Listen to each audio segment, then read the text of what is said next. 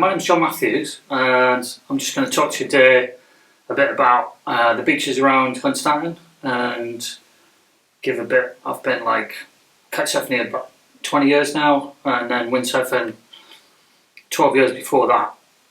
So I'm just going to pass on a little bit of knowledge that I've picked up over that time, and hopefully it'll be some help to you. So as you can see here on this map, we've got a range of beaches that we can use. If we have a look, like going from sort of in the southern end, like Snetcham, and then moving up you've got Heacham, and then Hunstanton itself, and then Old Hunstanton, going round a little bit, and then all the way around to the north facing coast and Brancaster Beach. And what that means is, whether you're windsurfing or kitesurfing, you've got almost every wind direction covered.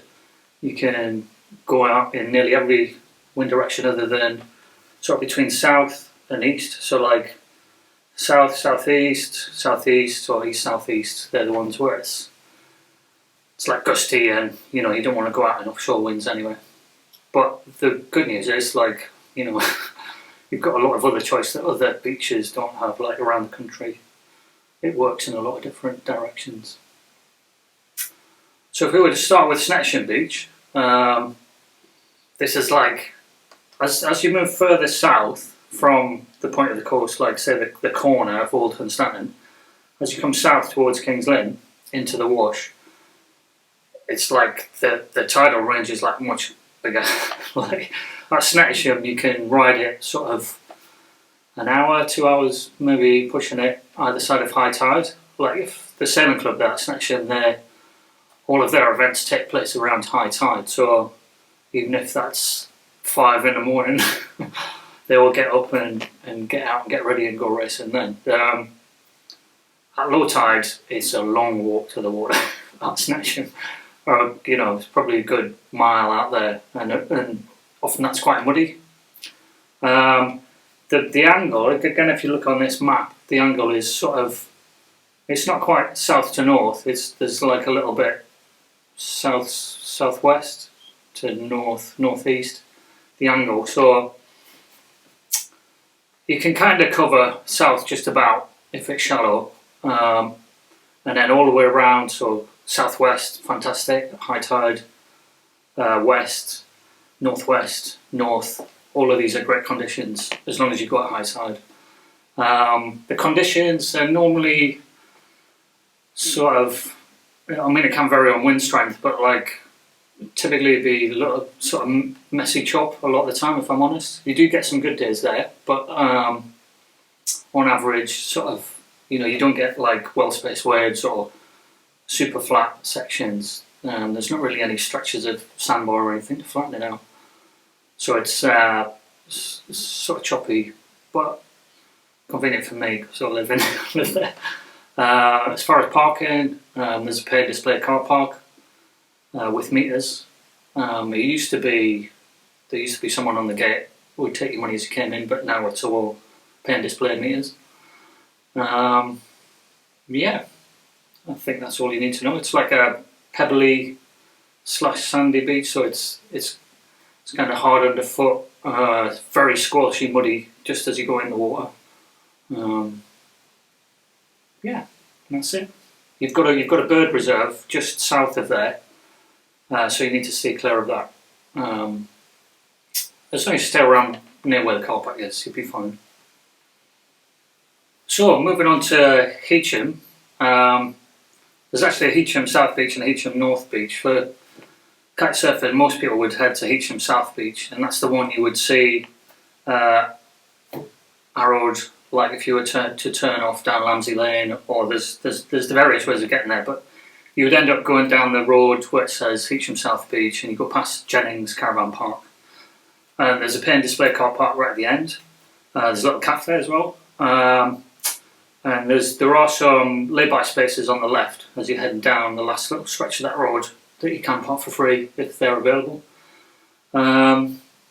So again, very similar to Snetcham in that it's sort of combination of sand and stones, pebbles, and it's similar sort of angle. So it covers the same directions, and again, similar in terms of sea state. You won't get it like butterflat, and you won't get it like waves, proper waves. It's kind of sort of confused chop typically. Other things to look out for there is a little mini pier, groin, whatever you want to call it, right there.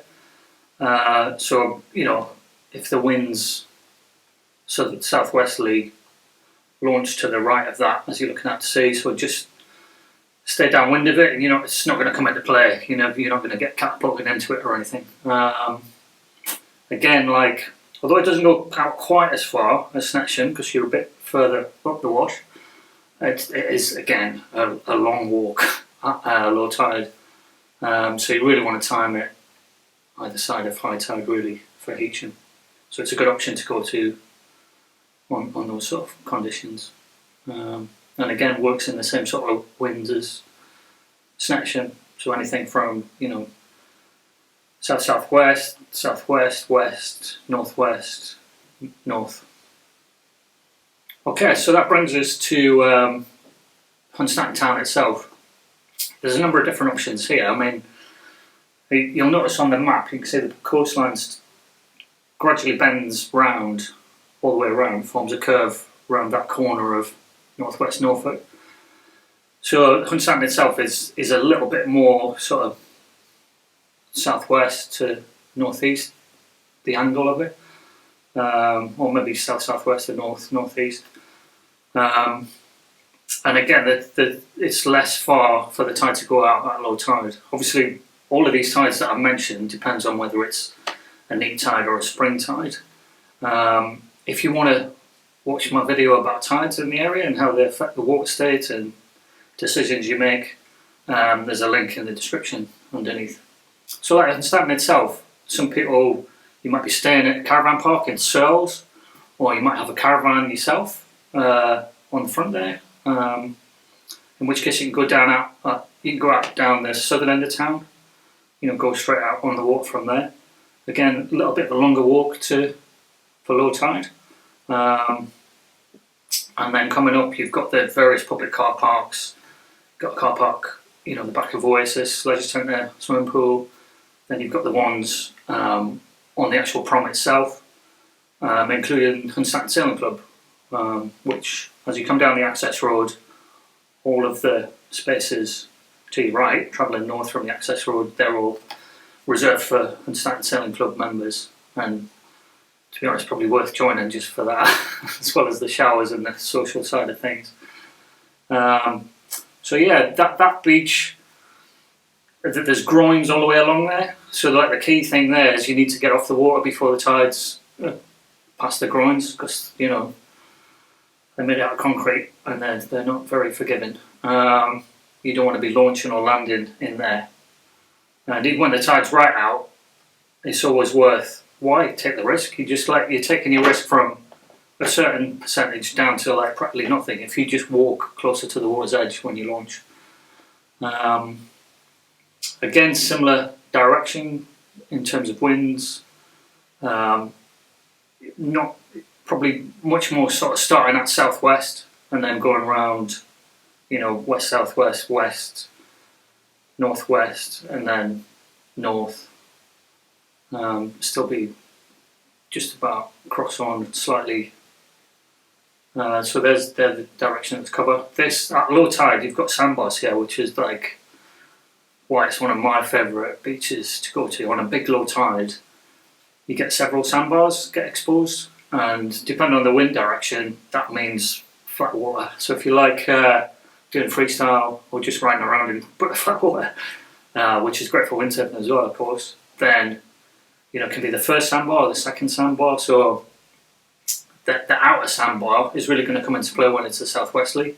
But I quite like going, if it's dead on shore, if it's like a westerly, you can go to the first sandbar. If you tack out, do a lot of tacks up wind, get to that sandbar, and then you just you've got butterflat water. It's like being in, Cochem, Venezuela or something. It's and you can jump off the sandbar, which is one of my favourite things to do. And again, the effect that the various tides have, check out that other video link that I mentioned. What else do you need to know? Just getting in before the water's past the groins is a key thing, because you don't want to get your kite tangled. That has happened.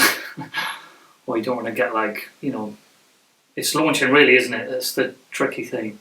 And if something goes wrong when you're launching and you're 20 yards upwind of a groin, concrete groin, it's not going to go well.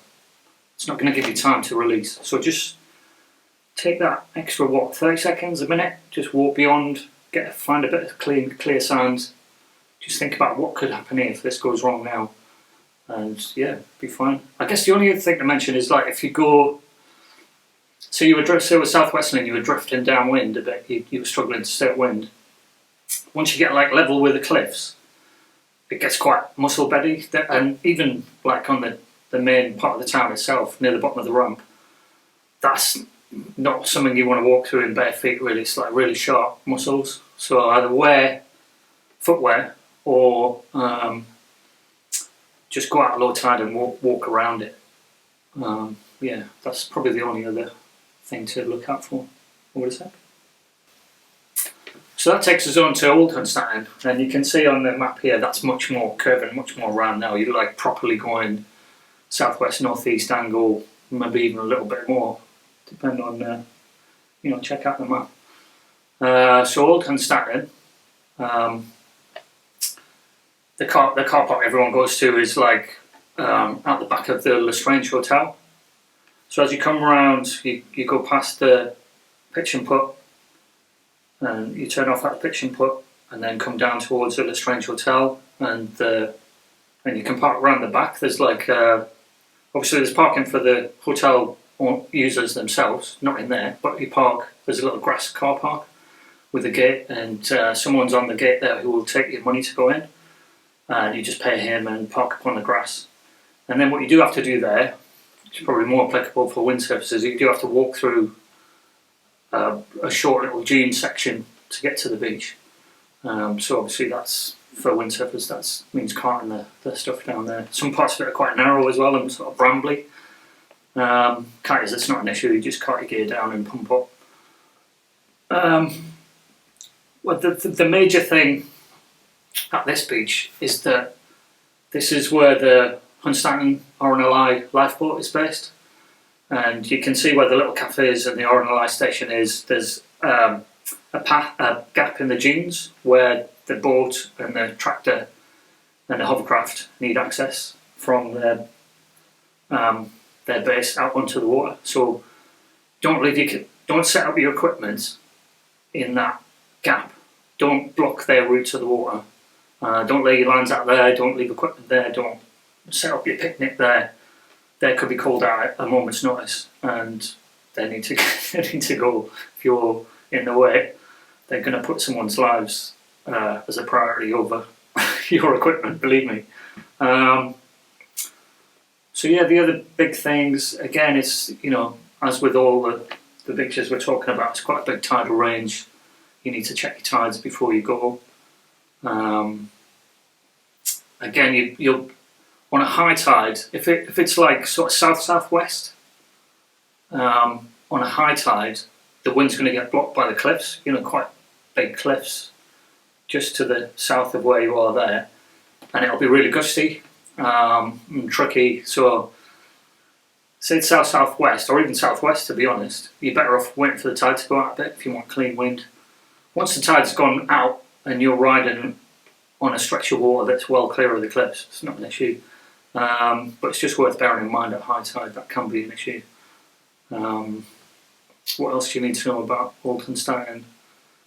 Just again, on a big, you know, spring low tide, again, there's like, it gets quite shallow and there's like quite muscly bits there. There's also like a series of about 4 or 5 old concrete posts that are just, they're kind of down the southern end of the beach, and they get exposed about sort of 3/4 tide. You'll start, if the tide's going out, they'll start to appear then, and then mid tide you'll see them sticking right and obviously at low tide it won't come into play, but it's worth going and have a look because you really don't want to be hitting them with your board. So just on a big low tide, go down there at some point and just reference in your head, like, you know, where they are, watch out for them next time. Other than that, it's a beautiful beach, much more sandy than the beaches we've talked about so far. Beautiful dunes, there's lots of holiday makers, tourists come to this beach. There's a great little cafe opposite the lifeboat. I thoroughly recommend that. You know, the fry ups in there are legendary, and great staff in there as well. And you can always pop in the lifeboat station, make a donation, just have a look around, have a chat. They're all wonderful people. And a lot of them are obviously like local water sports enthusiasts, kite surfers, windsurfers, sailors, fishermen. So yeah, they're all people that you'll get on with and have something in common. So go and say hello if you get the chance. So yeah, I guess the only other thing to mention about Old Hunstanton is if you were to end up right down the northern end of it, so say it was southwest and you were struggling to hold your ground, there's like a bird reserve that starts like Holme and Thornham, so you just want to be aware of that. But you'd have to drift quite a long way north east before you hit that, to be honest, but it's just something to be aware of. And the other key thing really, and I'm speaking as a bit of an oldie here, that when I started kitesurfing, like a busy day was like 4 people out on the water, and it just makes you realise that, you know, the people who live there and just walk the dogs and take a leisurely walk, they've been there for generations before us water sports enthusiasts. So just be respectful. It does get busy down that beach. Just look out for each other. Always launch and land each other. You know, be patient. Don't launch when someone's walking past. A lot of those people have got houses there and have lived there. The parents have lived there, and the grandparents and their great grandparents. They've all got a right to use that beach.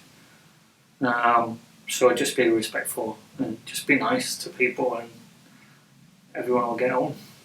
So finally we come to like probably my favourite beach, which is Brancaster Beach. As you can see here, that's like all the way around, the corner of northwest Norfolk, if you like. And when you stood on the beach there looking at sea, you're looking north. So this is the only beach in the area where we've got official guidelines for where you can launch and land and what area you need to stay in. And that's been agreed with the various landowners and managers of that beach. And those guidelines have been developed over the past 20 years. It started with the buggying community, and then several people, including myself, got involved when kitesurfing started, and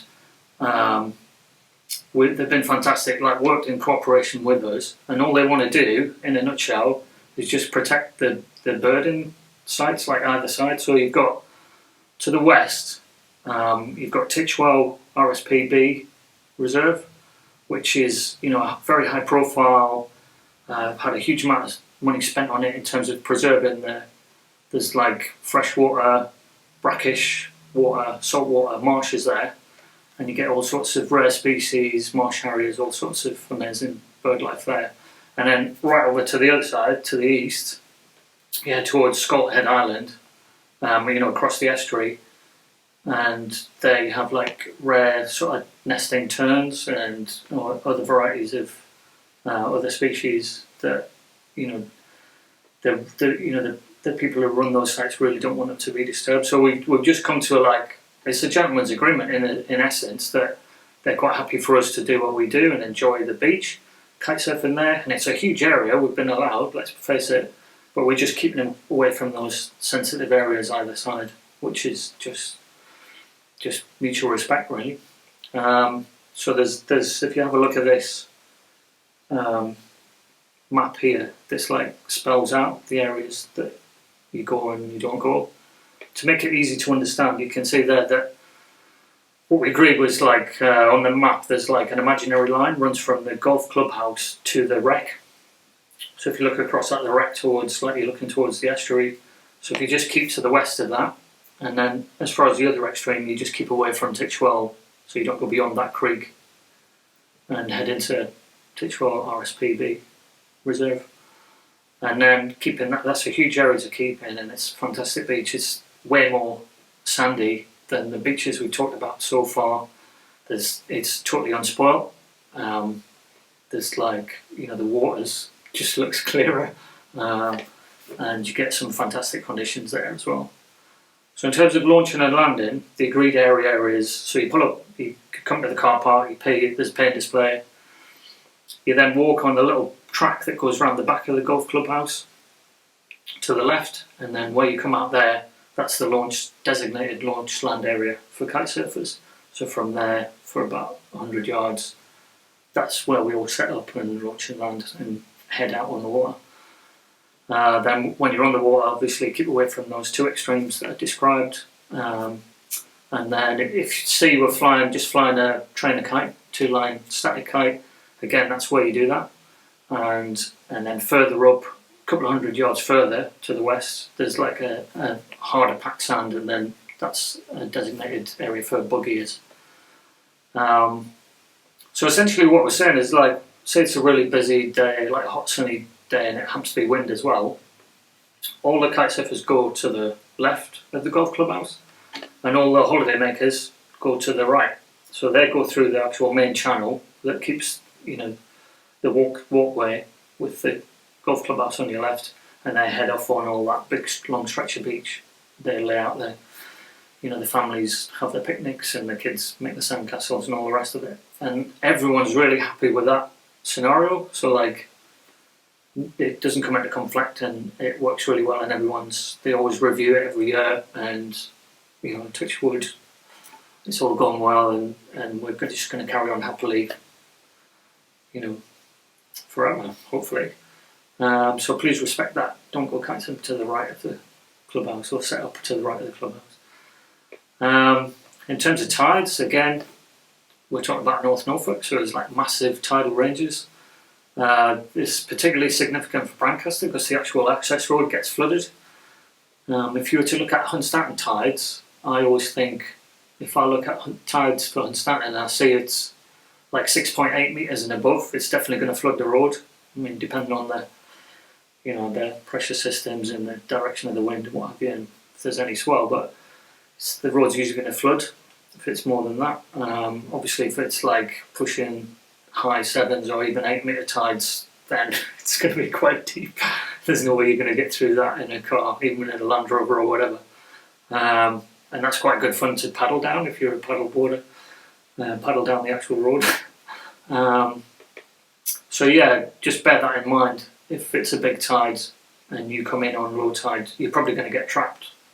Even if it's like you think you can get through and the water's just coming up to your wheel arches, just remember that's salt water, so that is going to rust your brakes and all the rest of it. It's not going to do your car much good, not going to do your bodywork much good underneath.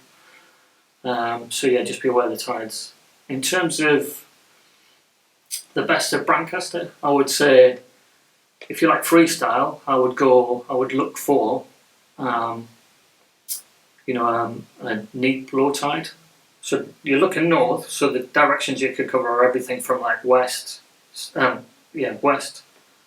northwest, north, northeast, and east. All of those you can do at Brancaster. In terms of like states of the tide, like a neap low tide, you get various sandbars exposed as it moves out, and like 3/4 tide to mid tide, you get these nice shallow lagoons. And on a spring tide, they're there for about 20 minutes and then they're gone. Whereas if you go on a neap, they stay there for like a good couple of hours. That's really good for freestyle. In terms of waves, my favourite is like if you've got high tide, big spring high tide, and there's been swell for a couple of days, so it's been northerly for a couple of days, and then it goes east. That's like magic. You can, you get proper waves then. It's generally a wave spot in those conditions.